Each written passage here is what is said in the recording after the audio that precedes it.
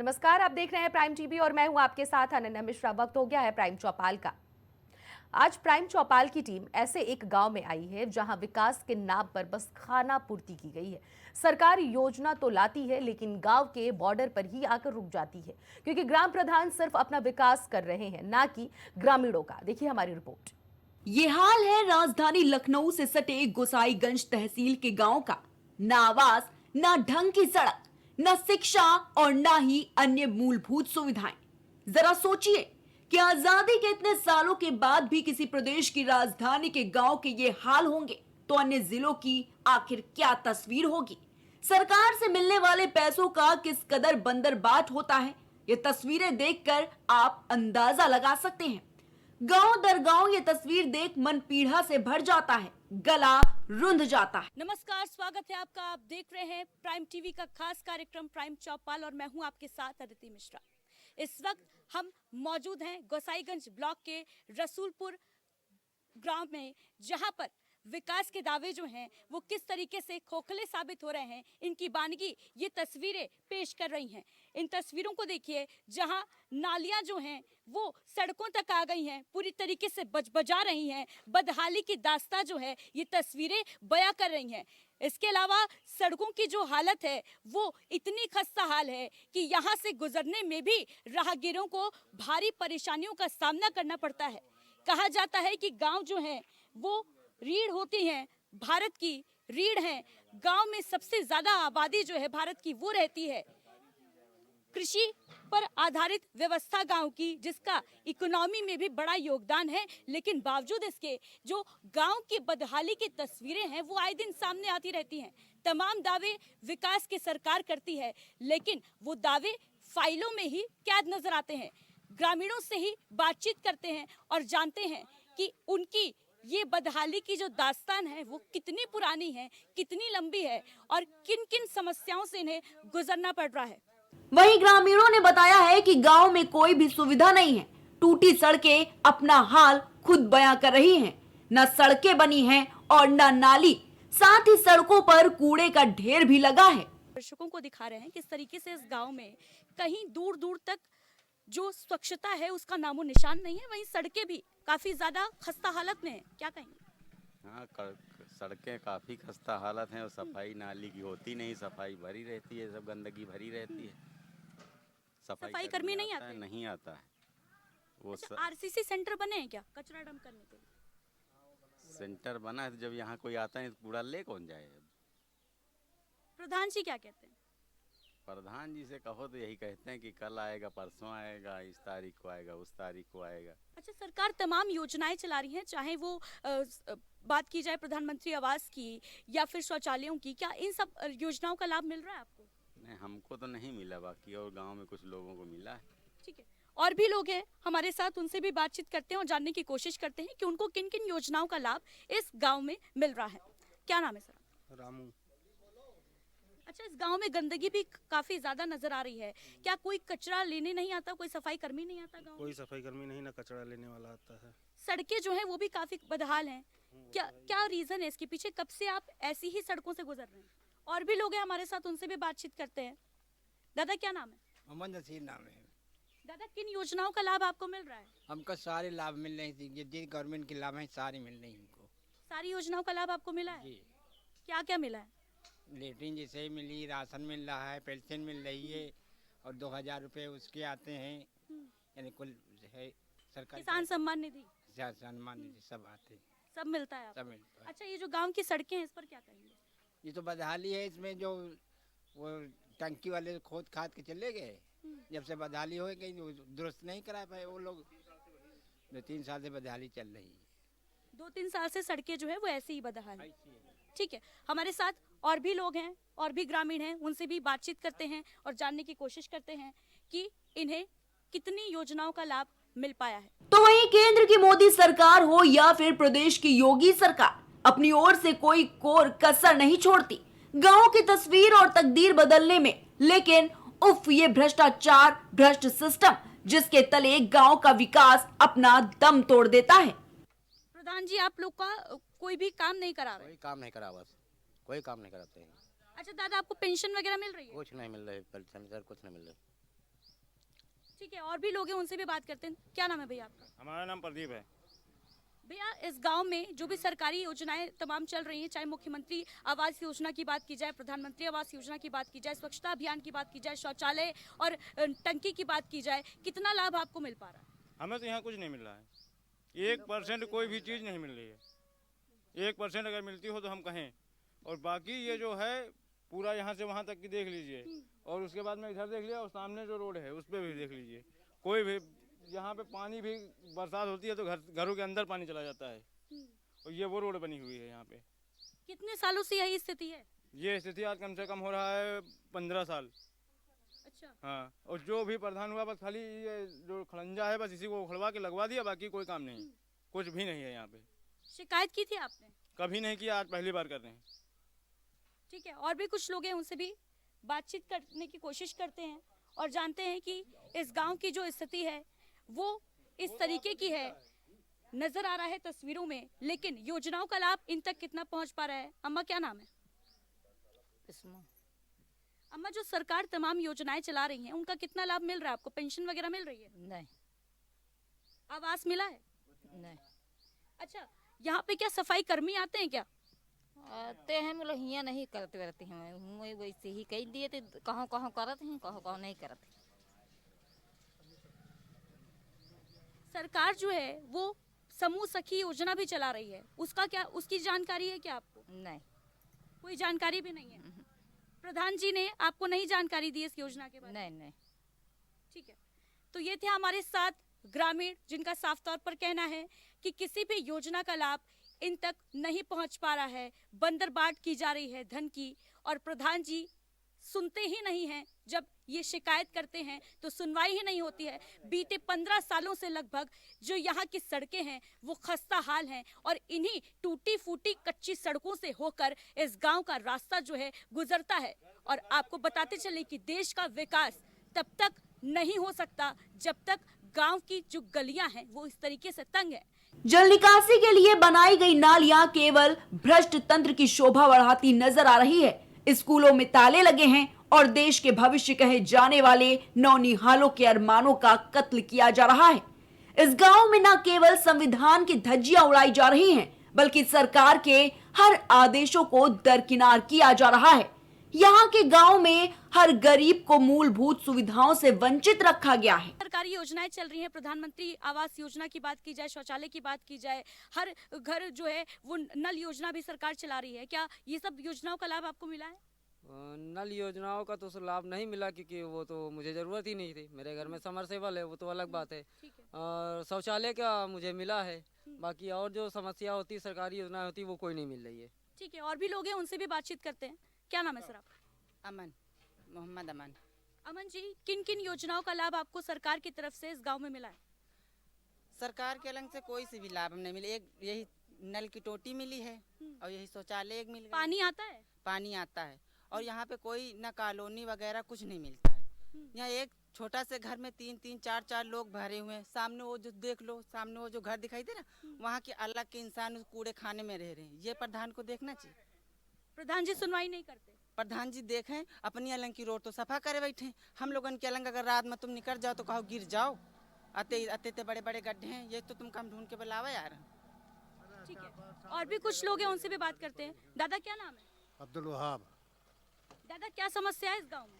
अरे समस्या का नाली का देख लो, टूट गई है। ईंटा दे रहे नहीं, देखो ईंटा पड़ा है, मुंह नहीं बनवाए। अच्छा दादा, सरकार तमाम योजनाएं भी चला रही है, चाहे वो सफाई की बात हो, चाहे वो स्वच्छता की बात हो, आवास की बात हो, शौचालय की बात हो। इन सब योजनाओं का लाभ क्या मिल पा रहा है? कोई यहाँ कुछ नहीं मिल रहा है। यहाँ पे कुछ नहीं है। यहाँ पे सिस्टम यही है कि आज तक कोई कर्मचारी सफाई करने वाला नहीं दिखा है। आज तक नहीं दिखा है, अभी तक नहीं दिखा है। मेरी 32-33 साल की एज हो गई है, आज तक कोई ये देखो काय भाई फेंके हैं नाली साफ करके। अपने हाथ से नाली साफ करते हैं आप? अपने हाथ से नाली साफ, सिलेंडर कुछ नहीं मिला। अच्छा, आरसीसी सेंटर बना है कचरा डंप करने के लिए? यहाँ कुछ नहीं है। यहाँ पे कोई सुविधा नहीं, ना कचरे की कोई गाड़ी आती है। और जैसे कि सामने बना है, उसमें एक लोग रहते हैं, उसके पास घर नहीं, उसी में हो रहे थे। वो भी कोई काम नहीं हो रहा है। सफाई के हर महीने पैसे। सामुदायिक भवन वगैरह क्या बने हैं गाँव में? सामुदायिक भवन कुछ नहीं है। अस्पताल है? अस्पताल है वो पीछे है, वो भी ऐसे ही पड़ा हुआ है। डॉक्टर नहीं आते? वो फिलहाल अभी सरकारी ठेके से बना हुआ था, पुश्तैनी टूटा पड़ा है। अच्छा, बीज खाद वगैरह मिलता है आपको टाइम से? बीज खाद वो भी कुछ नहीं, कोई सरकारी योजना के कोई नहीं है लाभ। हम लोगों को यहाँ पे नहीं मिलती है, पूरे गांव में किसी को नहीं मिलती, सरकारी कोई योजना है ही नहीं। वही तो योजनाएं तो तमाम है, लेकिन लाभ आपको नहीं मिल पा रहा। नहीं मिल रहा है ना, यहाँ कोई लाभ ही नहीं मिल रहा है, सरकारी कोई लाभ नहीं मिल रहा है। सरकार वो सरकारी अस्पताल बना हुआ था सरकारी ठेके से, वो भी ऐसे ही पड़ा हुआ है खंडाइल। हमने मुहिम छेड़ी कि हर तबके तक विकास पहुंचाना है।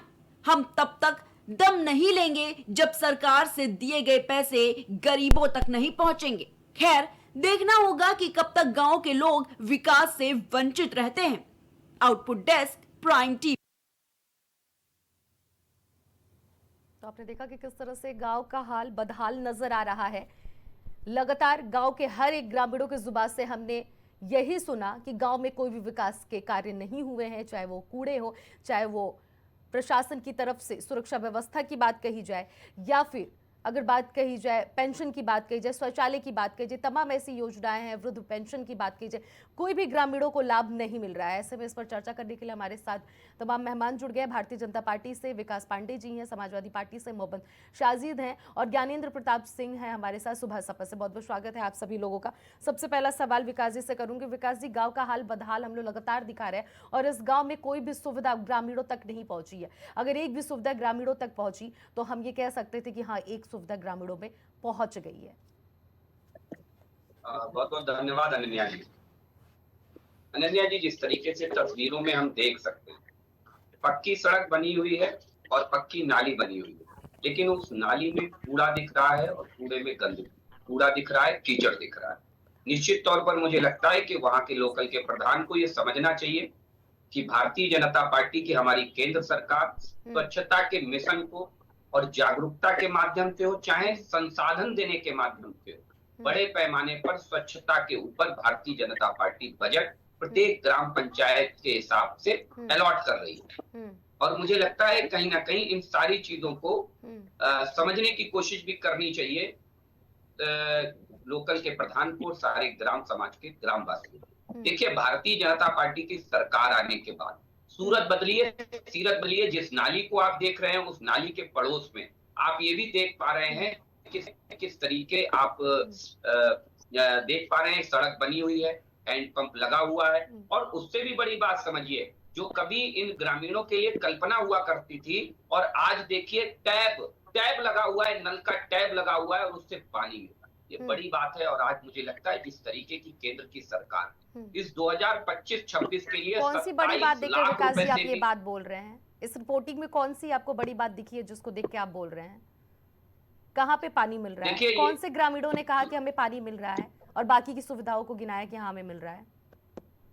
नहीं, देखिए, पानी आ रहा है, क्योंकि जो नल आपको दिख रहा है उसमें मुझे जहां तक प्रतीत हो रहा है पानी दिखाई दे रहा है। दूसरी चीज, मैं जहां तक कुछ चीजें जानता हूं, समझता हूं, अभी इसी गांव के ऊपर लगभग 17 लाख रुपया खर्च करके केंद्र की सरकार के जल जीवन मिशन के माध्यम से हमने घर घर नल की फिटिंग करवाई है। अभी हमने फिटिंग करवाई है। इसी वित्तीय वर्ष में लगभग 17 लाख रुपया खर्च किया गया इसी ग्राम सभा के ऊपर। और उससे भी बड़ी बात समझिए, लगभग 53 लोगों को इस ग्राम सभा में प्रधानमंत्री आवास भी मिले, जिनकी सूची मैं बता सकता हूं आपको कि किनको यहाँ पर प्रधानमंत्री आवास मिले, और तमाम तरीके की चीजें जो मुझे लगता है कि केंद्र की सरकार भाजपा कहा जाए सर, जो ग्रामीण बोल रहे हैं वो झूठ बोल रहे हैं। बिल्कुल, देखिए, मैं ये नहीं कह रहा हूं कि सारे ग्रामीणों को मिल गई। अनन्या जी, हम ये भी स्वीकार करते हैं, शायद इसीलिए हमारी केंद्र की सरकार ने प्रधानमंत्री आवास योजना का दायरा बढ़ाया और उसको आगे 2029 तक कंटिन्यू किया। इसीलिए किया क्योंकि हमें लगा कि अभी हम लक्ष्य तक नहीं पहुंच पाए हैं, अभी हम 100% लोगों को छत मुहैया नहीं करा पाए।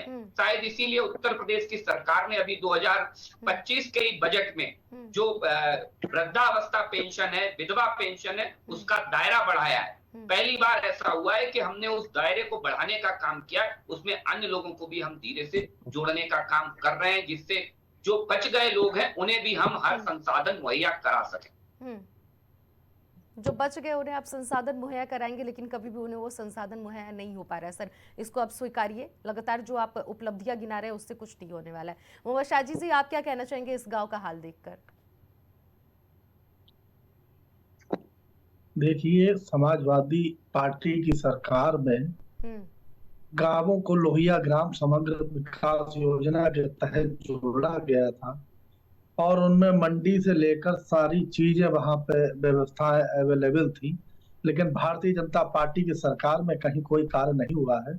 और ये हाल है कि 2014 में माननीय प्रधानमंत्री जी ने कहा कि हर गांव को सांसद जो है गोद लेंगे और उन गांवों में जो है वो विकास कार्य किए जाएंगे, वो आदर्श ग्राम होंगे। खुद प्रधानमंत्री जी ने अपने वाराणसी लोकसभा की एक विधानसभा है सेवापुरी, उसका गांव जयापुर गांव गोद लिया था और उस गांव में उस समय कुछ जगह जो है पानी की टंकी पेयजल व्यवस्था के लिए लगाई गई, लेकिन पेयजल व्यवस्था वहां की इतनी हालात खराब है अभी भी कि उसमें कमीशनबाजी हुई और वो योजना सफल नहीं हो पाई और लोगों को कुएं से पानी भरना पड़ता है।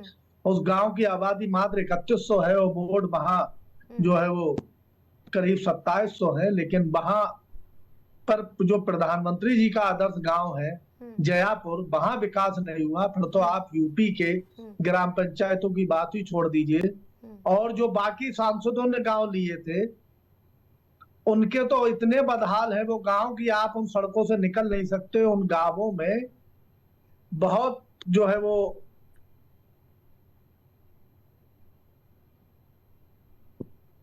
पहले पड़ी थी 20 साल 15 साल पहले, उन पर दोबारा काम नहीं हुआ।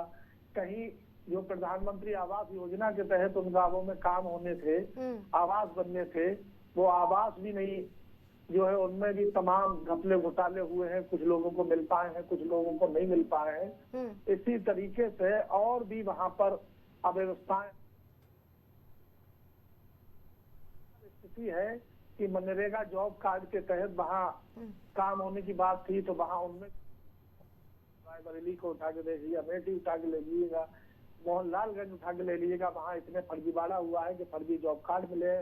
प्रधानों ने अपने परिवार के लोगों को जॉब कार्ड बना दिए, उस पर कार्रवाई भी हुई, लेकिन कहीं कोई सुनने वाला नहीं है। सरकार में भ्रष्टाचार बढ़ गया है। जो सरकार जीरो टॉलरेंस की बात करती है, चाहे ग्लोबल इन्वेस्टर मीट हो, चाहे सरकारी विभागों के कार्य हो, चाहे पंचायतों का विकास हो, सड़कों के ये हालत है कि अब खुद विधायक जाकर उखड़ लेते हैं उसकी बजरी को भी, देखिए ये विकास कार्य है। और पीलीभीत के एक विधायक जी हैं बीसलपुर विधानसभा के, विवेक वर्मा जी, उनके पिताजी है रामचरण वर्मा जी, उन्होंने वहां पे जो है वो धरना दिया भ्रष्टाचार को लेके कि साहब इतना भ्रष्टाचार बढ़ गया है। इसी तरीके से आगरा के एक विधायक जी ने धरना दिया कि बहुत ज्यादा भ्रष्टाचार बढ़ गया है। तो ये हालत पूरे उत्तर प्रदेश की है, कहीं विकास नाम की चीज नहीं है और कोई सुनने वाला नहीं है। और जो ठीक है ज्ञानेंद्र जी से मैं जवाब अब ले लेती हूँ। ठीक है शाजी जी, आपके पास बाद में लौटूंगी। गाँव में रहता है ज्ञानेंद्र जी, इस गाँव का हाल जिस तरह से आपने देखा है, ग्रामीणों की बातें सुनी है आपने, अब इसमें मुझे नहीं लगता है कि कुछ आपसे सवाल करना चाहिए। आपने बखूबी पूरी रिपोर्टिंग देखी है, ना ही वृद्धा पेंशन मिलता है, ना ही शौचालय किसी को मिला है, ना ही आवास मिला है, और गंदगियों का तो अंबार आपने देखा ही है कि किस तरह से लगा हुआ है। क्या कहेंगे सर? ऐसा तो नहीं कहा जाता है। आज जिन लोगों से पूछा गया उनसे नहीं पता, ये रिपोर्टिंग के अनुसार हमने सुना है। स्थिति क्या है देखने की वो तो मान लीजिए कुछ नहीं गलत बात है, लेकिन जिन लोगों ने बात किया उन लोगों को नहीं। बिल्कुल सत्य है, लेकिन यह गांव सभा जो है यह कम से कम 2500 वोटरों की ग्राम सभा है। उस 2500 वोटरों की ग्राम सभा पर 4-6 लोगों से रिपोर्टिंग कर लेने पर पूरे गांव की तस्वीर तो सामने नहीं आती है। हाँ, गलत है कि इन लोगों को भी मिलना चाहिए था, इन लोगों को नहीं मिला है। और आगामी जो हमारी जीरो पॉवर्टी स्कीम के तहत योजना है उसमें निश्चित तौर पर अगर ये लाभार्थी होने के लायक होंगे, पात्र होंगे, तो इनको भी निश्चित तौर पर वो चीजें मिलेंगी, उसमें कोई दो राय नहीं है। अभी साजिद जी कह रहे थे कि मोदी जी ने गांव गोद लिया है और उस गांव का हाल बता रहे थे। एक गांव 2014 में गोद लिया गया था, इसके बाद वो उनको याद है 97,000 गाँव पर लगातार योगी सरकार हमारे गठबंधन में हम लोग सब लोग मिलकर के, हमारे पंचायती राज मंत्री माननीय ओम प्रकाश राजभर जी, सब लोग मिलकर के एक साथ 97,000 गाँव में काम कर रहे हैं। लगातार हर गाँव में चाहे आवास हो चाहे शौचालय हो, ये तो ग्रामीण स्तर की बात है।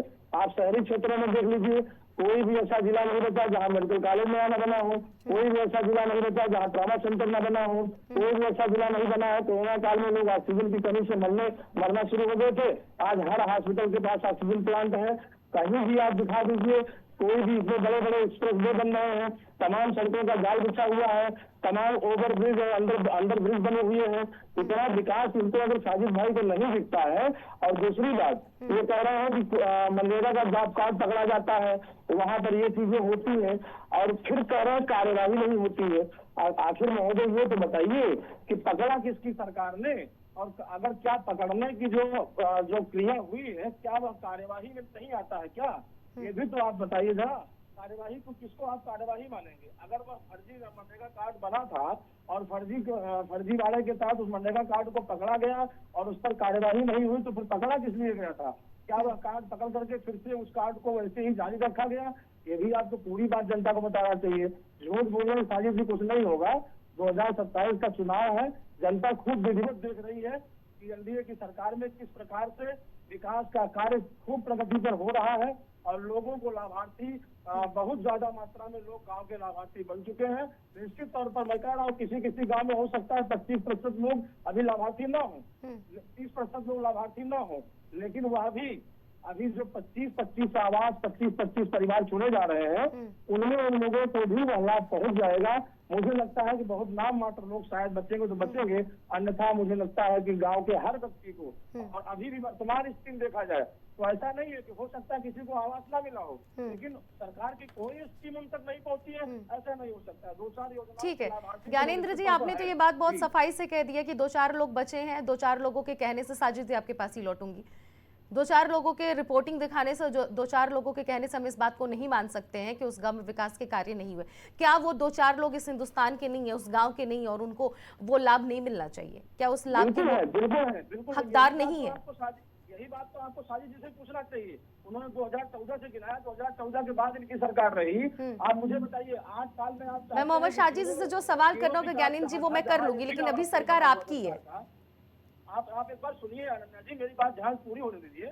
जहाँ पर एक भी आवास नहीं दिया गया था, आज वहाँ पर उस गांव में 200 से 250 आवास अगर दिए गए हैं तो क्या हम ये नहीं कह सकते हैं कि हमने 250 आवास दिए हैं?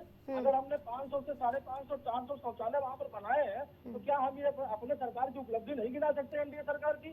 क्या वहाँ पर प्राथमिक विद्यालय में अगर हमने कायाकल्प किया है तो क्या हम ये नहीं बताएंगे कि हमने कायाकल्प किया है?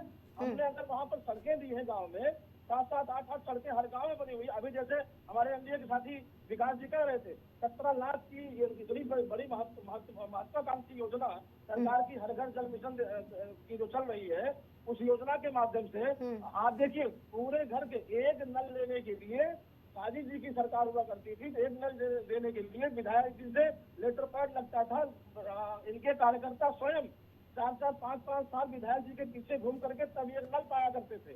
आज हम वो नल से जल देने की योजना हमारी जो है वो हर। ठीक है साजिद जी जवाब दीजिए। तो थोड़ा समय तो लगेगा नारायण जी, थोड़ा समय लगेगा उसको तैयार होने में, उसमें ठीक है वो दे रहे हैं जवाब। है, कहीं सर अपनी बातों को रखिए। है, पैदल है, कहीं टंकी बन रही है, कहीं चीजें होनी है, तो सब हो जाएगा, वो लोगों को मिलेगा निश्चित तौर पर।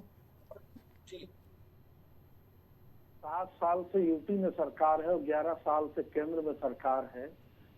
ये तो बात कर रहे थे कि हम कतई विकास बदल देंगे। मेट्रो ट्रेन में आदमी जो है बुलेट ट्रेन में दौड़ेगा, आदमी उसमें चलेगा, गरीब आदमी चप्पल से हवाई यात्रा करेगा। 2 करोड़ रुपए, 2 करोड़ लोगों को हर साल रोजगार मिलेगा, गाँव में मंडियां बनेंगी, लोगों को सिंचाई के लिए इनके घोषणा पत्र में है, लोगों को गाँवों में किसानों को सिंचाई के लिए मुफ्त पानी मिलेगा, उनके सोलर लगे होंगे कृषि फार्म पे, खेतों में, और जो है वो 15 लाख रुपए खाते की बात कर रहे थे। अरे 11 साल हो गए केंद्र में और 7 साल हो गए यूपी में, विकास कहाँ है? कहाँ बुलेट ट्रेन दौड़ रही है? कौन सी स्मार्ट सिटी बन गई है देश में? एक स्मार्ट सिटी का नाम बता दीजिए कि ये हो गई, पूरी बन गई है।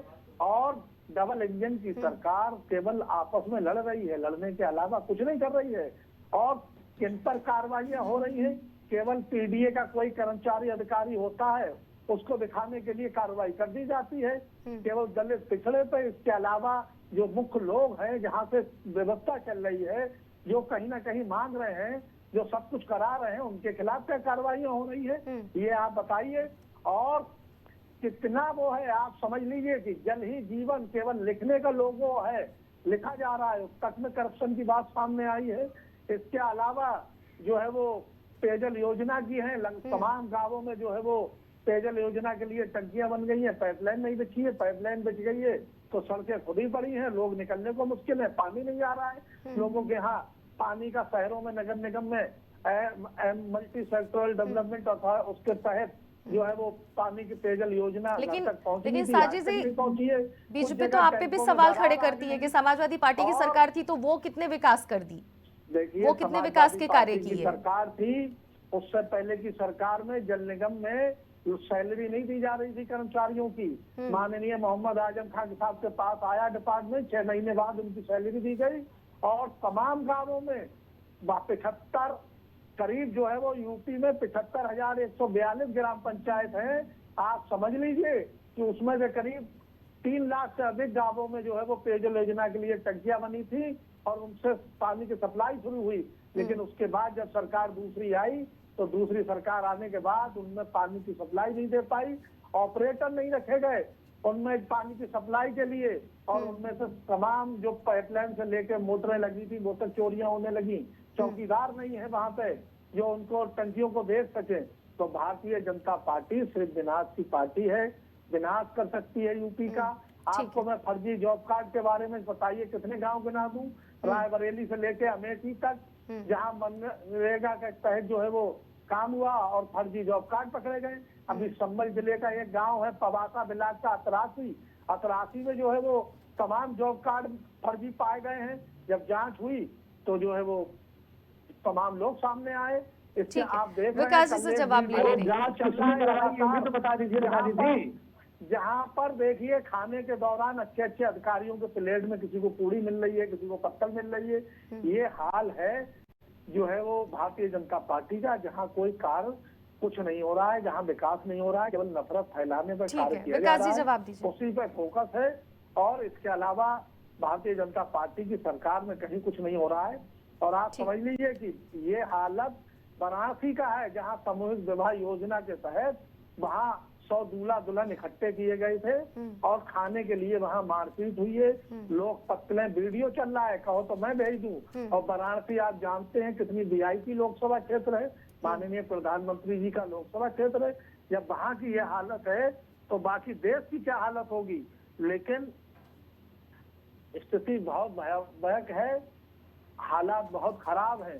लेकिन भारतीय जनता पार्टी सिर्फ झूठी और जो है वो नफरत के अलावा कुछ नहीं कर सकते। एक बुलेट ट्रेन, ठीक है विकास जी जवाब दीजिए। भारतीय जनता पार्टी सिर्फ और सिर्फ नफरत फैला रही है, नफरत के अलावा उसके पास और कोई कार्य नहीं है, विकास के कार्य भारतीय जनता पार्टी नहीं करती है। ठीक है साजिद जी, इसके बाद फिर जब बोलूंगी तो आप बोलिएगा। विकास जी जवाब दीजिए। अनन्या जी बहुत बहुत धन्यवाद। दोबारा धन्यवाद मैंने इसलिए किया कि आपने उन्हें रोका और मुझे बोलने का अवसर दिया। सबसे बड़ी चीज है समाजवादी पार्टी। समाजवादी पार्टी का आधार है सैफई, गांव के नाम पर सैफई और नेता के नाम पर परिवार। ये है समाजवादी पार्टी के विकास का आधार। ये मैं इसलिए कह रहा हूँ कि सैफई पूरा, मुझे लगता है आज की डेट में सैफई को विश्व स्तर पर ख्याति मिली हुई है। किसकी वजह से मिली हुई है उसका पूरा क्रेडिट मैं समाजवादी पार्टी के परिवार को, अखिलेश यादव को देना चाहूँ। लेकिन मेरा एक बुनियादी सवाल है, सैफई के सटा हुआ गांव है भाली, सैफई का सटा हुआ गांव है राजपुर, सैफई का सटा हुआ गांव है नगला सुभन, सैफई का सटा हुआ गांव है लाखोरे, सैफई के सटा हुआ गांव है मोहब्बतपुर। जरा मुझे पूछ करके बता दीजिए कि इन गांव का कभी नाम नहीं जानते समाजवादी पार्टी के प्रवक्ता? पूछिए जरा इनसे एक बार। और इनका अगर नाम ना बता पाए, ना जानते हो, तो जरा इनसे पूछिए कि अभी बड़ी तेजी से कह रहे थे समग्र लोहिया ग्राम विकास योजना, ये समाजवादी पार्टी ने ढिढोरा पीटा। मुझे बता दे कि जरा लोहिया जी के गांव की क्या स्थितियां हैं, जरा बताइए। सैफई को तो आप जानते हैं, लोहिया जी के गांव का नाम जानते हैं आप? क्या जनेश्वर मिश्र जी के गांव का नाम जानते हैं समाजवादी पार्टी के साथी? ये समाजवादी पार्टी के समय में काम करने का तरीका होता था। जब देश में मोदी जी की सरकार आई अनन्या जी, तो इस देश के अंदर 32% मजरे छोटी जो ग्राम सभाओं के मजरे होते हैं, 32% मजरे ऐसे थे जिन पर बिजली पहुंची तक नहीं थी। उन पर बिजली पहुंचाने का काम नरेंद्र मोदी जी की सरकार ने किया। जब हम उज्ज्वला योजना लेकर के आए, तब हमने हर घर को सिलेंडर देने का काम किया, हर आंख के आंसू को रोकने का काम किया। हम जब आयुष्मान भारत लेकर के आए, तो सबसे ज्यादा लाभ अगर किसी को मिला तो वो ग्रामीण अंचलों में रहने वाले गरीब परिवारों को। अनन्या जी, 2014 से पहले के भारत की मैं बात नहीं करता, लोगों ने तमाम काम किए। मैं थोड़ा और पीछे जाता हूँ, आप अटल बिहारी वाजपेयी जी की उस योजना का जिक्र जरूर करिए। जब गांव की बात आती है तो मुझे लगता है अटल जी की उस योजना के बगैर गांव की संकल्पना अधूरी रह जाती है। आपकी टीम इन गांव में पहुंच तक नहीं पाती अगर श्रद्धेय अटल जी ने एक स्वर्णिम जो प्रधानमंत्री ग्रामीण सड़क योजना है, अगर वो योजना न चलाई। गांव का बजट आप याद कर लीजिए, केवल महज 2014 तक प्रत्येक ग्राम सभा जो बजट 9 लाख के आसपास होता था, वो बजट आज बढ़कर के 4 से 5 गुना हो गया। 4 से 5 गुना हो गया। आज हम साफ सफाई पर बात इसलिए कर पा रहे हैं क्योंकि हमने उन गांव में बुनियादी चीजों को पहुंचाने का काम। हम ये स्वीकार करते हैं कहीं ना कहीं कुछ चीजें ऐसी हैं जिनमें अभी व्यापक पैमाने पर काम करने की जरूरत है, नीचे तक काम करने की जरूरत है। हम पहली बार ऐसी पद्धति लेकर के आए जब लाइव टैगिंग की व्यवस्था लेकर के आए। जियो टैगिंग के माध्यम से अगर किसी ग्राम प्रधान ने कोई भी काम कराया है, अगर उसका भुगतान उसको चाहिए तो ऑनलाइन बाकायदा जियो टैगिंग करानी पड़ेगी, उसकी वहां जाकर के फोटो देनी पड़ेगी, लाइव फोटो वहां पर अपलोड करनी पड़ेगी। ये काम भारतीय जनता पार्टी की सरकार ने करके दिया। इनकी सरकारें केवल बंदरबाट करने में व्यस्त रहती थी, गांव के नाम पर सैफई और नेता के नाम पर परिवार। यह है समाजवादी पार्टी के विकास का आधार। आप देखिए, एक योजना नहीं, भारतीय जनता पार्टी हम सरकार में आए, एक बहुत छोटी सी योजना है लेकिन उसका मर्म बहुत बड़ा है। हम लेकर के आए घरौंदी योजना, जिसका आपने जिक्र नहीं किया और मुझे लगता है कि इसके मर्म को समझिए। घरौंदी योजना हम लेकर के आए जिससे गांव के घरों को मालिकाना, उनके मालिकों को मालिकाना हक मिल सके। आजादी के 75 साल बीत जाने के बाद भी आज भी जो गांव के घर हैं उनके पास उनके मालिकाना हक का कोई प्रमाण, पुख्ता प्रमाण नहीं होता। वो काम भारतीय जनता पार्टी ने करके दिया और ये बात बहुत छोटी है लेकिन इसका मर्म बहुत बड़ा। आप देखिए कि हम जब काम करते हैं तो हम बुनियादी तौर से नीचे से जाकर के काम करने में विश्वास रखते हैं। केवल ढिंडोरा पीट देने से विकास नहीं हो जाता कि सैफई में तो 24 घंटे बिजली आएगी, इंटरनेशनल क्रिकेट स्टेडियम बन जाएगा, हवाई पट्टी बन जाएगी, मेडिकल कॉलेज बन जाएगा, लेकिन लोहिया जी के गांव में क्या क्या बना ये नहीं बता पाएंगे समाजवादी पार्टी के लोग। लोहिया जी का गांव तो बहुत दूर रहा, लेकिन ये नहीं बता पाएंगे सैफई के पड़ोस के गांव में लगातार कितना ये बातें तो कह रहे हैं कि डेवलपमेंट सैफई की बातें याद है सबको, लेकिन लोहिया जी के गांव के बारे में अगर नाम पूछ लिया जाए तो किसी को नहीं पता होगा। और ढिंडोरा पीटने का भी आपने जिक्र किया है, लेकिन ढिंडोरा तो इस वक्त ये कहा जा रहा है कि भारतीय जनता पार्टी पीट रही है। 2014 से केंद्र में है, 2017 से बात की जाए तो राज्य में है, उसके बावजूद भी गांव में विकास अभी तक नहीं पूरे हो पाए हैं।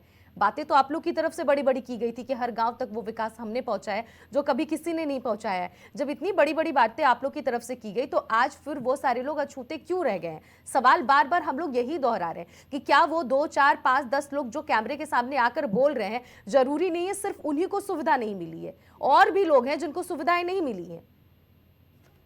देखिए अनन्या जी, बहुत से ऐसे लोग भी हैं जिनको सुविधाएं मिली हैं। मैं आपको उदाहरण के लिए बता देता हूं कि कहां-कहां इस गांव में क्या-क्या काम हुआ है। आपको मालूम हो कि सलमान है, एक इसी गांव में निवास करते हैं, उनके घर से लेकर के असलम के घर तक नाली और इंटरलॉकिंग का काम इसी वित्तीय वर्ष में कराया गया।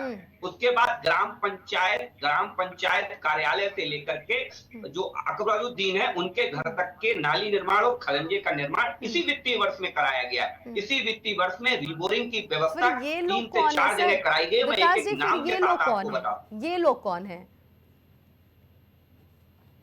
देखिए, मैं फिर कहता हूं आपको कि अगर नरेंद्र मोदी जी ने इस मर्म को नहीं समझा होता कि हम जब प्रधानमंत्री आवास लेके आए, इसका लाभ अभी हम समुचित रूप से हर वर्ग को नहीं दे पाए। इसीलिए तो हमने इस योजना का विस्तार 2029 तक किया। इसीलिए उत्तर प्रदेश के मुख्यमंत्री योगी आदित्यनाथ जी ने जो पेंशन योजनाएं हैं उनका दायरा इस बार बजट में बढ़ाया। आवास की बात तो हमें समझ में आ गई है, लेकिन नालियों की बात नहीं हमें समझ में आ रही है। और ना ही हमें सड़कें की बात समझ में आ रही है कि सड़क क्यों वहां पे टूटी फूटी है, कूड़े वहां पे क्यों लगे हुए हैं, जल वहां पे क्यों नहीं मिल रहा। आप तस्वीरों के माध्यम से बोले कि हम जो तस्वीर देख पा रहे हैं कि नल से पानी निकलता हुआ पा रहा, वो नल से पानी नहीं निकल रहा है सर, बूंद बूंद उससे पानी टपक रहे हैं, उस पानी से कोई अपने जीवन यापन नहीं कर सकता है। फिर ये सारी सुविधाएं तो मिलनी चाहिए ना व्यक्ति को। देखिए, मुझे लगता है कि बहुत सी ऐसी चीजें हैं, मैं बिल्कुल बेबाक रूप से कहने वाला व्यक्ति हूँ अनन्या जी। प्रधान की अपनी नैतिक जिम्मेदारी होती है। प्रधान जो जितने अधिकार प्रधान को हैं, उतने अधिकार लोकतंत्र में किसी भी जनप्रतिनिधि को नहीं है अनन्या। और मुझे लगता है कि उन अधिकारों की वजह से प्रधान सर्वे सर्वा होता है। विकास का सीधा रास्ता प्रधान के ही माध्यम से गांव में आ सकता है। लेकिन प्रधान तो गांव में पहुंचता नहीं है सर, प्रधान तो गांव में पहुंचते ही नहीं है। मुझे लगता है कि इसमें थोड़ी सी जिम्मेदारीपूर्ण बात मैं कहूंगा कि लोकल के ग्रामीणों को ये समझना चाहिए, जिसे वो वोट दे रहे हैं, जिसके लिए वो समर्थन जुटा रहे हैं, उसकी भी अपनी एक नैतिक जिम्मेदारी है। और मुझे लगता है उसकी जिम्मेदारी और जवाबदेही वहाँ की जनता को मिलकर के तय करनी चाहिए। जवाब ले रही हूँ। ठीक है सर, ठीक है। साजिद जी आप जवाब दे दीजिए। लोहिया जी के गांव का नाम तो आप लोगों को पता नहीं होगा, जो भी सारे विकास के कार्य में आपकी मौजूदा जब सरकार थी तो सारे के सारे सफाई में हुए हैं। देखिए, मुझे भारतीय जनता पार्टी के साथी प्रवक्ता की बात को बड़ा हंसी आ रही है। स्वर्गीय राम मनोहर लोहिया जी गांव में नहीं रहते थे और वो अकबरपुर में उनका जन्म हुआ था 23 मार्च 1910 को। तो वो गांव में नहीं रहते थे, वो नगर पालिका है। वो जनेश्वर मिश्र जी किस गांव में रहते थे? जनेश्वर मिश्र जी का बता दीजिए मुझे। सुनने की आदत मुझे बता दीजिए जनेश्वर मिश्र जी किस गांव में रहते थे? मुझे आपके छोटे लोहिया के नाम से मशहूर थे, मुलायम सिंह जी से बड़े नेता थे समाजवादी पार्टी के। डालिए, वो भी समाजवादी पार्टी के बड़े नेता थे। जरा मुझे बता दीजिए जनेश्वर मिश्र जी के गांव का नाम, और जरा बता दीजिए कि आपने इलाके मैंने बताए, आपने वहाँ कितना डेवलपमेंट किया। अरे आप छोड़िए, और उनके फादर का नाम हीरा। अरे भाई बताइए ना, मैं तो आपके ही पूछ रहा हूँ, मैंने कहीं और का पूछा ही नहीं, किसी और जिले का नहीं पूछा, किसी और तालुका का नहीं पूछा, मैंने सैफई और उसके आसपास के गाँव का पूछ लिया।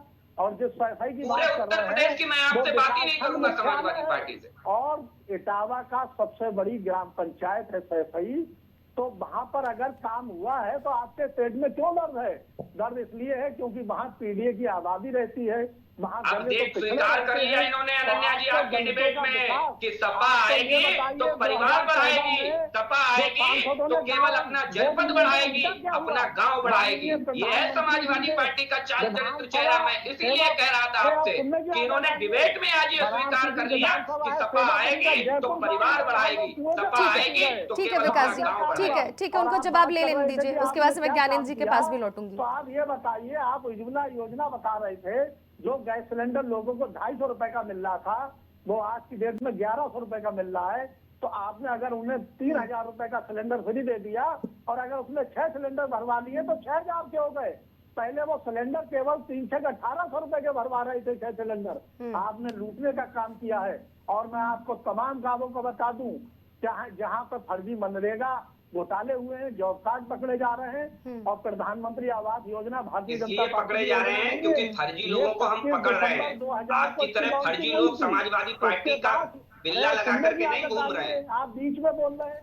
अरे आप 11 साल से हैं और आप सवाल करते हैं समाजवादी पार्टी से। आप 7 साल से यूपी में हैं।